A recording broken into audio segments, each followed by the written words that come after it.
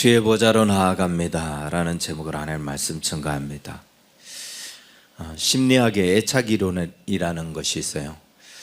간단하게 설명하면 모든 인간은 내가 안전하게 기댈 수 있는 곳, 내가 그 품에 안길 수 있는 곳, 그런 기댈 수 있는 존재, 안길 수 있는 존재가 있을 때 비로소 평안을 누리고 비로소 행복해지고 비로소 참다운 삶을 살아갈 수 있다는 거예요. 안전지대가 있어야 행복하다는 거죠. 안전지대가 없으면 불안하고 초조해진다는 거예요. 어린아이의 안전지대는 엄마예요. 아빠보다도 엄마 품을 그래서 어린아이는 안전지대로 여기는 거죠. 아무리 아빠가 잘해줘도 엄마 품에 가야 울음을 그칩니다. 친구들과 막 뛰어놀다가 정신없이 막 뛰어노느라고 엄마가 보이지 않는 곳까지 막 가버렸어요. 그러다가도 이 아이가 엄마가 안 보인다는 사실을 아는 순간 그 자리에서 울음을 터뜨려요. 그리고 엄마가 나타나야 비로소 안정을 찾게 되죠. 안전지대가 있어야 평안을 누리는 거예요. 그런데 이건 성인이 돼도 마찬가지예요. 여러분, 우리가 갑자기 어떤 어려움을 만났다 그럴 때 누구에게 하소연하고 누구의 도움을 구하기 위한 것도 아니지만 그때 누구의 목소리가 제일 그리운가? 누가 가장 먼저 그리워지는가? 그냥 엄마가 그리워지는 거예요. 그래서 엄마 목소리를 듣기 위해서 전화를 하게 되죠. 도와달라는 게 아니라 그냥 엄마의 목소리만 들어도 뭔가 힘이 나는 것 같고 용기를 낼 수 있을 것 같고 다시 일어서 볼 수 있을 것 같으니까 그래서 엄마에게 전화를 하는 거죠. 갑작스러운 일을 만날 때 엄마야, 이건 아닌가요? 아무튼 우리는 우리의 안전지대를 엄마라고 여기는 거예요. 자, 그렇다면 우리의 안전지대는 어디냐? 저와 여러분의 안전지대는 어디냐? 엄마입니까? 힘들고 어려운 일을 만날 때 우리가 의지하는 곳, 가장 기대는 곳, 그곳이 어디입니까? 정말 감당하기 어려운 그런 문제들을 만났을 때, 아니 정말 도움이 필요할 때 우리는 어디에 기대입니까? 삶을 살아가면서 여러 환경들을 만나죠. 여러 일들을 만납니다. 또 그 일들을 하면서 우리가 굉장히 분주하기도 하고 정신없는 일상을 보내기도 해요. 그러면서 우리는 참 바쁘고 정말 정신없는 그런 삶을 살아가면서 우리 안에 어떤 안정을 추구하게 돼요. 편안함, 그런 걸 추구할 때 여러분 어디에서 그런 안정을 추구하기를 원하고 어디에 기대입니까? 그때 여러분들이 안기는 것이 뭐예요?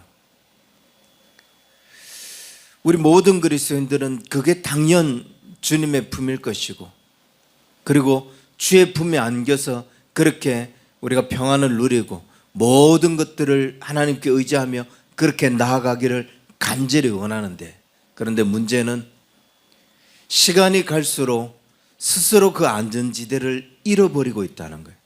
아니, 안전지대가 분명히 있음에도 불구하고 그 안전지대를 놓아버린 채 안전지대를 찾지를 않아요.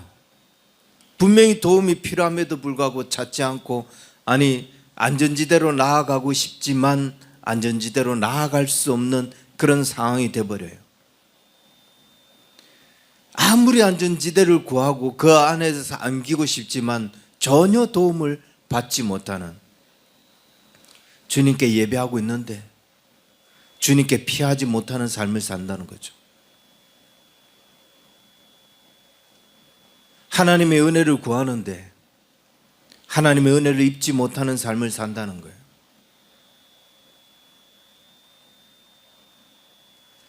꽉 막힌 생각에 사로잡히고 자신의 고집, 자신의 욕심에 사로잡혀서 그 하나님을 놔버린 채 자기만의 안전지대를 만들고, 그러나 정말 어려울 때, 정말 필요할 때 자기만의 안전지대가 결코 자신의 그 안전지대가 아닌 것을 비로소 깨닫고 무너지고 깨지고 그러면서도 또다시 주의 품에 안기지 않는, 주의 품에 안길 줄을 모르는,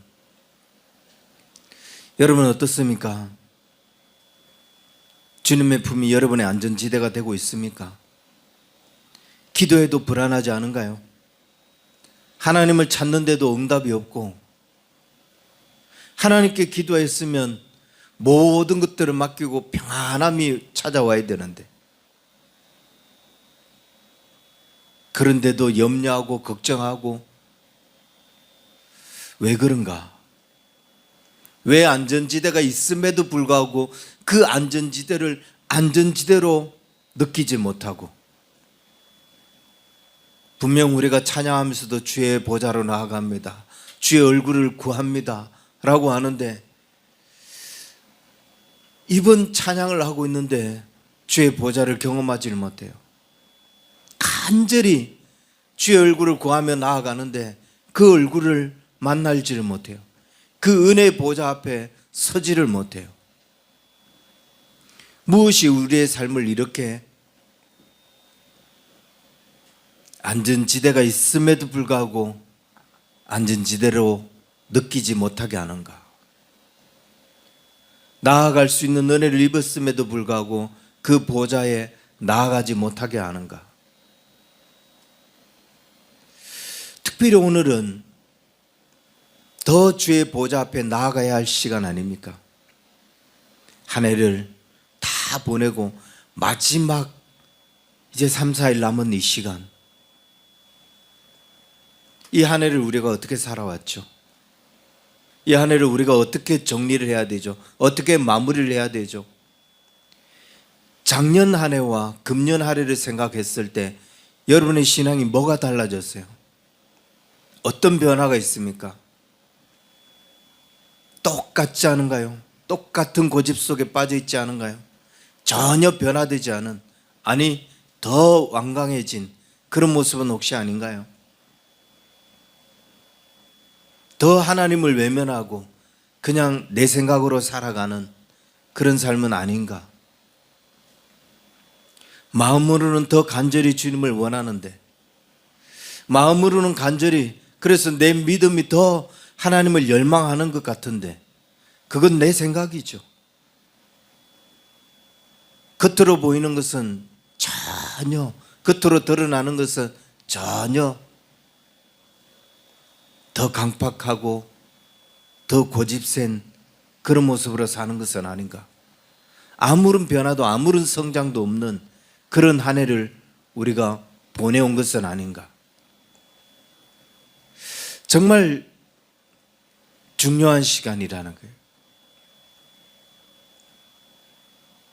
이 시간을 마무리를 하며 이 시간에 대한 어떤 정리가 잘 되어야, 그래야 새로운 해, 그 해에 대한 우리의 마음가짐, 시작이 달라질 수 있다는 거예요.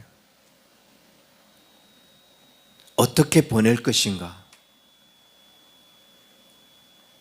그래서 더더욱더 주의 보좌에 나아가야 될 시간이라는 거예요. 하나님 앞에 정확하게 내 믿음의 현 주소를 고백하고 우리의 삶의 현실, 우리의 실정, 신앙의 실정, 이걸 그대로 주님 앞에 아뢰며 주의 얼굴을 구하고 더 새로운 해, 더 달라질 수 있는 그런 해를 맞이하기 위해서, 하나님의 은혜를 구할 수 있는 그런 해를 맞이하기 위해서 주의 보좌로 나아가야 된다는 거예요. 그런데 그것이 간절함에도 불구하고 우리가 나아가지 못하는 이유가 있는가? 그렇게 간절히 주님을 찾음에도 불구하고 만날 수 없는 이유가 있는가? 앞에서 애착 이론을 말씀을 드렸는데, 이 애착 이론에서는 그래서 이런 말을 해요. 사람이 불안해하는 이유, 사람이 안정을 찾는 이유가 뭐냐? 문제가 커서가 아니라는 거예요. 돌아갈 집이 없기 때문이라는 거죠. 돌아갈 집을 잃어버렸기 때문이라는 거예요. 주의 얼굴을 구하는데 그 은혜를 경험하지 못해요. 여러분은 돌아갈 집을 잃어본 거예요. 안전지대를 잃어버렸다고요. 내 삶의 방향이 하나님과 전혀 관계없이, 하나님의 말씀과 전혀 관계없이 그냥 내 생각, 내 고집으로 살아가는데, 그러면서 안전지대가 하나님이라고 그렇게 착각하는데, 그 얼굴을 구한들 그 얼굴을 만날 수 있겠느냐? 그 보좌로 나아가고 싶은들 그 보좌 앞에 나아갈 수 있겠느냐? 그래서 내 생각을 내려놓고, 내 고집을 내려놓고 하나님 앞에 나아가야. 성경은 우리에게 안전지대는 하나님뿐이라고 이야기합니다. 하나님께로만 돌아가야 된다라고 이야기해요. 아니, 처음부터 하나님께서 우리를 만드실 때부터 하나님을 안전지대로 그렇게 정해 놓으셨고, 그래서 하나님께로 돌아가야 되는 인생으로 그렇게 하나님께서 우리를 만드셨어요. 근데 우리 고집이 얼마나 센지 그 하나님의 정한 원칙을 거스리며 살아가요. 그 하나님의 말씀을 거스리고 있어요. 주님께 나아가야 함에도 불구하고, 하나님께 감사함에도 불구하고 그냥 내 생각, 내 고집, 내 마음으로만. 우리는 하나님이 필요한 사람이고, 우리는 하나님의 품을 느껴야 되는 사람이고, 그 안에 나아갔을 때, 그 품에 안길 때 비로소 안정을 찾을 수 있는 거예요.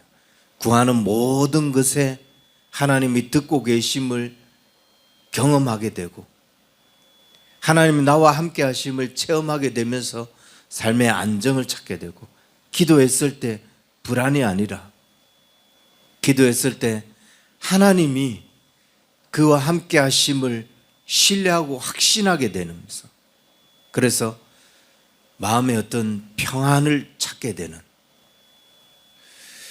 미리 말씀드리긴 좀 그렇지만 내년 한 해 우리는 주님을 자랑하는 자로 그렇게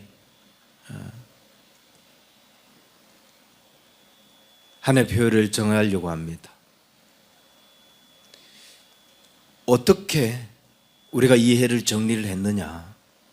그러면서 어떻게 주의 안전지대를 우리가 경험하며 살았느냐에 따라서 우리는 더 많은 삶에서 하나님을 자랑할 수 있는, 이게 하나님의 우리의 자랑이 되는, 하나님 우리의 자랑이 되는 그런 삶을 살게 될 것이라는 거예요.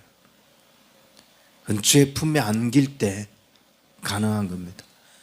그분의 말씀에 순종하는 삶을 살 때 가능하다는 거예요. 모든 것을 하나님께 맡길 때. 오늘은 왜 우리가 주님의 품에 안길 수 있는지, 왜 그분께 모든 것을 맡길 수 있는지, 그분이 과연 어떤 분이신지를 이 본문을 통해서 좀 더 세부적으로 한번 보고자 합니다. 먼저 14절에 이렇게 이야기하죠. 그러므로 우리에게 큰 대제사장이 계시니 승천하시는 이 곧 하나님의 아들 예수시라. 예수님을 그냥 대제사장이라고 이야기하지 않고 큰 대제사장이라고 그렇게 말씀하고 있어요. 그래서 그 큰 대제사장이기 때문에 아무것도 염려하지 말고 다 믿고 맡길 수 있다는 거죠. 그러면서 뒤에 뭐라고 이야기하냐면은 우리가 믿는 도리를 굳게 잡을지어다 라고 이야기합니다.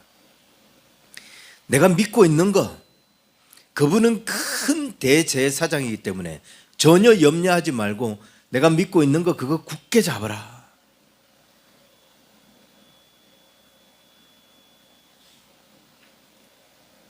왜 예수님의 큰 대제사장이죠? 대제사장이 하는 역할이 뭡니까? 1년에 한 번 속죄 제물을 가지고 지성소에 들어갑니다. 거기 가서 이스라엘 백성들의 죄를 사하는 중보의 기도를 하게 되죠. 이게 대제사장이 하는 역할이에요. 근데 구약 시대에는 그 대제사장이 1년에 한 번 해요. 그 1년에 한 번 가서 모든 백성들의 죄를 하나님 앞에 들어갑니다. 어디로? 지성소로. 그런데 예수님은 1년에, 대제사장이 1년에 한 번 한다는 것은 해마다 또 해야 되는 것을 의미하죠. 연속성이 계속 해야 돼요. 매해마다 해야 되는 거예요. 그리고 그가 조금만 잘못해도 그는 거기에서 죽고 마는, 거기서 살아나올 수가 없어요. 그런데 예수님은 단 한 번으로 온 인류의 죄를 사하시는, 이것은 한 번으로 모든 문제를 끌어냈어요. 그리고 대제사장은 지성소에 들어갔지만 예수님은 곧장 하늘 보좌 앞으로, 하나님 보좌 앞으로 나가서 그 모든 인류의 죄를 단 한 번으로 끝내신 거예요. 대제사장들과 비교할 수 없는 속죄 예배를 하나님 앞에 올려드린 거죠. 그리고 이 한 번에 자신의 피를 들임으로 인해서 무슨 일이 일어나는가? 보좌 우편에 앉아 계시면서 지속적으로 우리를 위하여 중보하고 계십니다. 그래서 그 한 번의 피 흘리심이, 그 한 번의 속죄가 우리의 죄 사함에 있어서 지속적인 효과를 나타낸다는 거예요. 계속 보좌 우편에서 우리를 위해서 간구하고 계시기 때문에 이것이 큰 대제사장이신 예수님께서 우리에게 드리신 예배이고 제사이고, 그래서 제사장이라고, 대제사장을 표현하지 않고 큰 대사장이라고 표현하는 이유입니다. 이 주님이 은혜의 보좌 앞에서 우리를 위하여 지속적으로 간구하고 있어요. 우리가 원래는 하나님 앞에 나아갈 수 없습니다.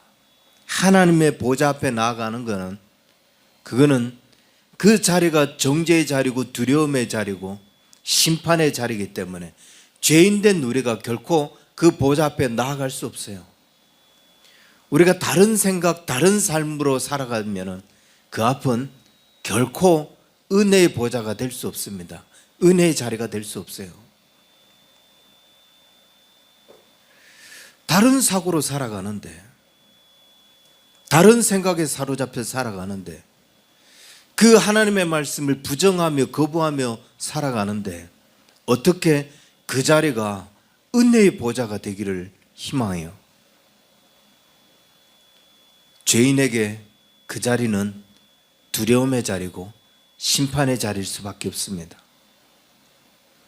그래서 우리가 말씀에 순종할 때에, 그 하나님께 순종할 때 그 자리가 비로소 우리에게 은혜의 자리가 되는 거예요. 그 하나님의 뜻에 따를 때 그게 보좌 앞에 나아갈 수 있는 자리가 되는 거예요. 무엇을 고집하며 그 자리로 나아가기를 원하는가? 무엇을 내려놓지 않고 그 자리로 나아가기를 희망하고 있는가? 우리가 그 보좌로 나아가려면 내려놔야 돼요. 포기해야 돼요. 그래야 그 자리가, 은혜의 보좌가 될 수 있는 겁니다. 두 번째로, 왜 주님은 그곳에서 우리를 품으시는지, 왜 그곳이 우리가 은혜의 보좌가 되어서 그곳으로 나아갈 수 있는지 15절은 이렇게 이야기하죠. 우리에게 있는 대제사장은 우리의 연약함을 동정하지 못하실 리가 아니요 모든 일에 우리와 똑같이 시험을 받으시니로되 죄는 없으시리다. 대제사장이신, 큰 대제사장이신 예수님이 어떤 분이시라고요? 우리가 하나님 앞에 나아갈 수 있는 길을 열어주셨을 뿐만 아니라 우리의 마음을 누구보다도 깊이 이해하시고 또 우리를 품어주시는 그런 대제사장이라는 거예요. 우리의 연약함을 동정하지 못하실 리가 아니다. 우리의 연약한 그 부분들을 다 이해하시고 깊이 동정해 주신다는 거예요. 동정한다는 말은 그냥 머리로 그럴 수 있지 라고 이렇게 이해하는 그런 어떤 정도를 이야기하는 게 아니에요. 동정한다는 말은 이해한다는 선을 넘어서 네가 왜 그렇게 생각하고 있는지, 네가 왜 그렇게 살 수밖에 없는지, 네가 왜 그렇게 연약한지 안다. 그걸 주님께서 다 알고 이해하고 있기 때문에 우리를 동정할 수 있다는 거예요. 여러분, 우리가 살아가면서 이해한다는 말, 그런데 그 이해하는 것 같은데 이게 이해가 안 돼서 그래서 오해하는 경우가 얼마나 많아요. 내가 저 사람을 이해하는 것 같은데 저 사람의 자라온 과정을 보니까, 저 사람이 살아가는 삶의 모습을 보니까 저럴 수밖에 없겠구나 라고 이해한다라고 여겼는데 그게 이해가 아닌 거예요. 그 속속들이 그 사람을 알지 못해서 오해하는 거죠. 오해하는 부분들, 그래서 그 사람을 잘 이해해 주지 못하는 부분들이 얼마나 많습니까? 그런데 하나님은 우리를 동정하신다. 다 이해하고 내가 왜 그런 생각을 하고 있는지, 내가 기도하고 있는데 왜 하나님을 분명하게 내가 의지하고 있고 하나님께 맡기고 있는데 그럼에도 불구하고 내가 왜 기도해놓고 이렇게 불안해하는가, 그거 다 아신다는 거예요. 내 성장 과정, 내 성격, 내가 경험했던 일들, 이런 것들을 다 아시기 때문에 그래, 너는 지금 그 순간에 네가 불안해할 수밖에 없어. 네가 그런 삶을 살아왔기 때문에, 네가 그런 일들을 겪었기 때문에 너는 그렇게 불안할 수밖에 없는 거 내가 이해한다. 그러면서 동정하실 수 있다는 거예요. 다 이해하고 아신다는 거예요. 단순한 이해 차원을 넘어서. 그럼 왜 주님께서 이런 부분들을 동정하실 수 있는가? 머리로만 아는 게 아니라 주님이 온몸으로 아시기 때문이에요. 무슨 말이냐? 주님이 사람의 몸으로 이 땅에 와 보셨잖아요. 그리고 온몸으로 그것들을 다 경험하셨어요. 사람들의 배반,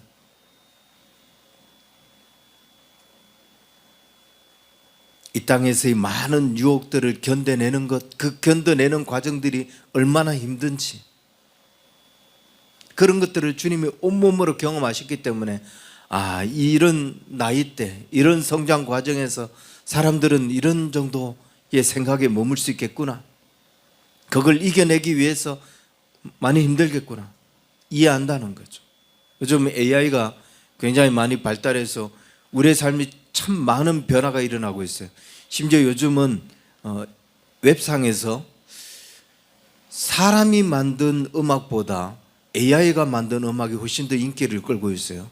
그걸로 버는 돈이 일반 가수들이 버는 돈보다 더 많은 시장을 확보하고 있다고 합니다. 법학계도 바뀌고 있어요. 정말 바뀌어야 될 것 같아요. 이제 판사 이런 애들 좀 다 사라져야 될 것 같아요. AI가 그냥 요즘 정치계 보면은 이게 정치인들이 문제가 아니라 이 판사들이 문제인 것 같아요. 걔들 다 AI로 다 대처해야 될 것 같아요. 근데 이 AI가 의료계까지도 그렇게 영향을 미친다고 합니다.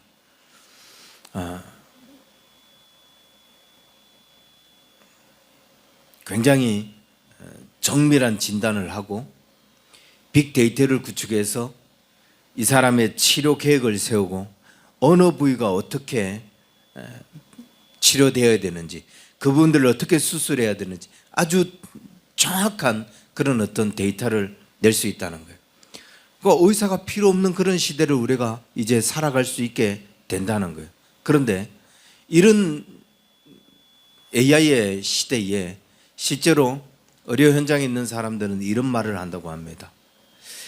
AI가 그렇게 정확한 진단을 내리고 정확한 수술을 할지 모르지만 환자가 정말 의사가 필요할 때가 언제냐? 언제인 것 같아요? 환자의 마음을 이해해주고 그 마음을 위로해주고 환자가 힘들어할 때, 아파할 때 그 손을 꼭 잡아주고 그 아픔을 공감해 줄 때. 근데 저는 이런 의사만 못 만나봤어요. 그래서 지네들이 필요하다고 하는데 글쎄요, 그냥 AI로 대체하면 안 될까요? 우리 시찰의 목사는 AI로 설교를 만든다고 자랑을 하는데 글쎄요, 그럼 뭐 목사도 이제 AI로 대체해야 되지 않을까요?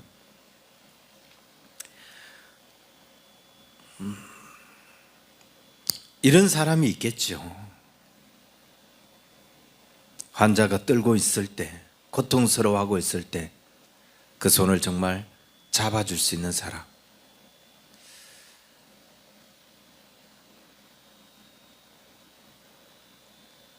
어떤 암에 걸렸는데 그걸로 인하여 불안해할 때 걱정하지 마세요. 이건 치료될 수 있습니다. 이거 이겨낼 수 있어요. 그런 말 한마디 던져줄 수 있는 사람. 똑같은 환자인데 그냥 정확한 진단을 내려주고 처방해 주는 것과 걱정 마세요. 이겨낼 수 있습니다. 이건 누구나 다 이겨내는 거예요. 라고 위로해 주고 공감해 주는 거. 어디 가고 싶은 거예요? 누구에게 치료를 받고 싶겠어요?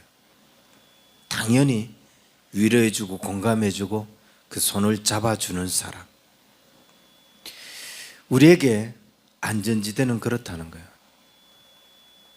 기도하는데 어떤 기도를 하고 싶어요? 기도해도 이게 들으셨는지 마셨는지 기도해도 응답이 없고 그래서 신앙생활 하는 것이 큰 재미가 없죠.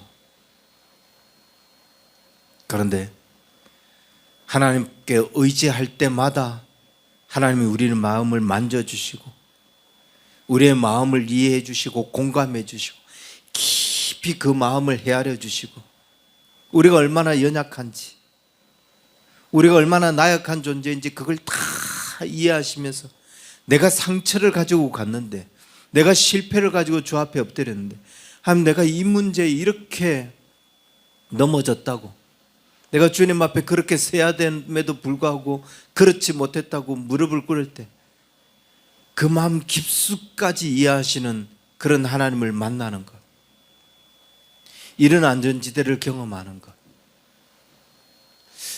우리가 주님 앞에 그런 삶을 살아가야 되지 않느냐, 그런 주님을 경험해야 되지 않느냐. 주님이 아까 인간의 육신에 몸을 입고 오셨기 때문에 우리 육신이 얼마나 피곤한지, 우리 육신이 배고픔 때문에 그 배고픔을 이기기 위해서 어떤 유혹에 사로잡히는지, 사람들에게 같이 그 길을 가자고 같이 이런 삶을 살자고 했지만 그 사람들이 거절하고 그 거절을 당했을 때 겪는 이 심리적 고통, 또 내가 했던 말을 오해했을 때 그 오해에서 오는 이 아픔들, 주님은 그걸 다 겪으신 거죠. 제자들의 배신도 겪고 그 모든 것들을 다 겪어보셨기 때문에 지금의 나의 상황, 지금의 나의 상태를 그 어느 누구보다도 공감하실 수 있다는 거예요. 이해하고 그렇게 받아들일 수 있다. 동정해 주신다는 겁니다. 내가 안다. 너의 아픔을 안다. 그런 주님을 만나기에 우리가 그 주님을 의지하고 그 보좌 앞에 나아갈 수 있는 그런 삶을 살아야 되지 않겠는가. 한 가지만 더 이야기한다면 그분은 죄가 없으신 분이라고 했어요. 15절 마지막 절에 이렇게 이야기하죠. 모든 일에 우리와 똑같이 시험을 받으신 이르되 죄는 없으시로다. 인간의 몸으로 와서 사람들의 배반, 거절, 이거 똑같이 인간의 배고픔, 육체의 그 고달픔, 이걸 다 겪으셨는데, 그런데 죄가 없으신 분이라는 거예요. 이 말은 무슨 말이냐? 죄가 없으신 분이기 때문에 그 유혹을 쉽게 이길 수 있지 않았느냐? 그렇게 말하는 게 아니에요. 죄가 없으신 분인데 그 유혹을 똑같이 받았지만 우린 유혹을 받으면서 도저히 못 견디겠다. 오늘 한 번만 죄를 범하자. 여기까지 왔는데 이틀 금식해보자. 그리고 막 3일 금식해보자 했는데 이틀까지 왔는데 도저히 배고파서 못 참겠다. 그래서 3일째 밥 먹고 그 유혹을 거기까지 견뎌봤는데 우리는 못 이긴 거예요. 그런데 주님은 끝까지, 죄가 없으신 분이라는 것은 그 유혹을 끝에까지 견뎌내셨다는 거예요. 그 배신을 끝에까지 견뎌내시면서 죄를 범하지 않으신 거예요. 그러니까 주님은 뭘 아는 거예요? 그 유혹이 얼마나 힘든지, 그 죄가 우리를 얼마나 고통스럽게 만드는지, 그걸 끝에까지 견뎌보기가 얼마나 어려운지를 주님은 아시는 거죠. 야, 제가 여기까지 참는구나, 여기까지 견뎌내는구나, 그걸 아시는 거예요. 그러니까 우리가 그렇게 견디는 몸으로, 견디는 삶으로 주님 앞에 나아갈 때 얼마나 대견해 하시겠어요. 만약 3일까지 견뎌야 되는데 이튿날 밤까지 참아본 거예요. 넌 정말 엄청나게 견뎌본 거다. 마지막 고 한두 시간을 못 참아서 넘어졌지만 주님이 우리를 동정하실 수 있는 이유가, 너 얼마나 거기까지 참는 게 얼마나 힘든지 내가 잘 안다. 내가 겪어봤기 때문에 안다. 그렇게 우리를 이해하실 수 있다는 거예요. 그러면서 이렇게 이야기합니다. 16절에 그러므로 우리는 긍휼하심을 받고 때를 따라 돕는 은혜를 얻기 위하여 은혜의 보좌 앞에 담대히 나아가라. 그러므로 그 하나님께서, 그 예수님께서 우리의 죄를 사하시며 우리가 하나님 앞에 나아갈 수 있는 정죄의 자리, 심판의 자리, 그 자리를 은혜의 보좌로, 은혜로 나아갈 수 있는 자리로 길을 터놓으셨고, 우리가 가지고 있는 연약함 다 아시고, 왜 실수할 수밖에 없는지, 왜 실패할 수밖에 없었는지까지 다 이해하시면서 네 마음 알기 때문에, 너의 약함을 알기 때문에 하나님의 도우심을 구하라, 하나님의 은혜를 구하라 라고 하며, 그러므로 그 긍휼하심을 받을 때까지 그 긍휼하심을 받아라. 그 하나님의 은혜를 받아야, 그 긍휼을 받아야 다시 힘을 얻는 거 아니에요. 다시 도전해 볼 수 있는 것 아닙니까? 내가 이튿날 저녁까지 견뎌봤지만 이제는 다시 힘을 얻어서 3일째까지 견뎌볼 수 있는 그런 도전을 할 수 있게 되는 것 아니냐. 오늘 이 시간 은혜의 보좌로 나아가야, 오늘 우리 시간 주의 보좌 앞에 나아가야, 그래야 다시 새로운 해를 맞이할 수 있다는 거예요. 그렇지 않으면 작년과 똑같은 금년을 보내게 되고 금년과 똑같은 내년을 또 보내게 된다는 거죠. 아니, 더 형편없는 해를 보내게 될 겁니다. 주의 보좌로 나아갑시다. 더욱 여기서 우리에게 이런 표현을 하나 던지죠. 때를 따라 돕는 은혜를 입게 된다고. 하나님의 은혜는 무슨 어떤 막연하거나 어떤 추상적으로 그렇게 임하지 않는다고요. 때를 따라 돕는 은혜, 그 순간에 가장 필요한 은혜, 그때 가장 필요할 때 하나님은 나에게 가장 맞는 순간에 가장 알맞는 도움을 우리에게 주신다는 거예요. 우리는 이렇게 이야기합니다. 하나님의 은혜가 너무 늦는 거 아닌가? 하나님의 응답이 너무 늦는 거 아닌가? 천만에요. 하나님은 가장 필요한 순간, 가장 알맞는 때에 우리에게 은혜를 주신다는 거예요. 그게 때를 따라 돕는 은혜예요. 이건 내가 기도한 것과 다른데 그건 내 생각이었던 거예요. 하나님은 나에게 가장 알맞는 도움을 주고 계시는 거예요. 그 은혜를 잊기 위해서 은혜의 보좌로 나아가자. 이 마지막 주, 이 마지막 시간, 그 주의 보좌 앞에 나아가서 우리의 지난 한 해를 잘 마무리하고 새해에 다시금 우리가 주 앞에 더 온전하게 나아갈 수 있기 위하여 주의 보좌로 나아가는 저와 여러분 되기를 주의 이름 간절히 축원합니다. 기도하겠습니다. 하나님 아버지, 우리를 주의 말씀 앞에 올려놓습니다. 우리의 생각을, 우리의 삶을 주의 말씀 앞에 내려놓습니다. 하나님, 우리가 주의 보좌 앞에 나아가 새 힘을 얻게 하시고 그 말씀으로 우리의 인생이, 우리의 생각이 수정되게 하여 주시며 주의 능력으로, 주의 은혜로 우리의 가치관들이, 우리의 사고가 바뀔 수 있도록 축복하여 주옵소서. 그 보좌 앞에 나아갈 때 우리가 비로소 새 힘을 얻게 되고 새로운 삶을 잊게 되는 것을 고백합니다. 우리의 모든 잘못된 생각들, 우리의 모든 잘못된 판단들을 하나님 이 시간에 다 내려놓게 하여 주시고 온전히 주의 은혜만, 주의 긍휼하심만 입을 수 있는 새로운 삶들이 되어질 수 있도록 축복하여 주옵소서. 이제는 우리 주 예수 그리스도의 은혜와 하나님 아버지의 크신 사랑과 성령님의 인도하심이 주의 보좌 앞에 나아가 새 힘을 얻기를 원하는 우리 언약의 성도들, 저들의 모든 삶 위에 이제로부터 영원토록 항상 함께 있을지어다. 아멘.